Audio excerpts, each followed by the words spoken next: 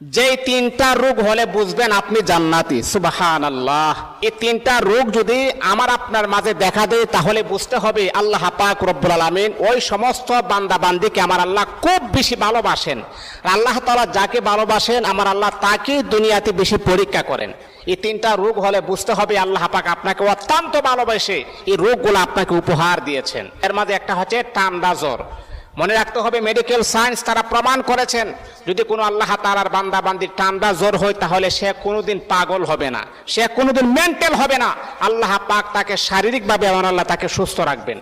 2 number হচ্ছে যদি কোনো ব্যক্তির চুলকানি হয়, খাদ্যানি চুলকানি যদি কোনো ব্যক্তির হয় তাহলে মনে রাখতে হবে তার চামড়ার নিচে কোনোদিন ক্যান্সার হবে না, তার স্কিন নষ্ট হবে না। 3 নাম্বার হচ্ছে আল্লাহ নবী বিশ্বনবী সাল্লাল্লাহু আলাইহি ওয়াসাল্লাম বলেছেন যদি কোনো ব্যক্তির চোখ উঠে তাহলে মনে রাখতে হবে তার চোখে কখনো সে অন্ধ হবে না।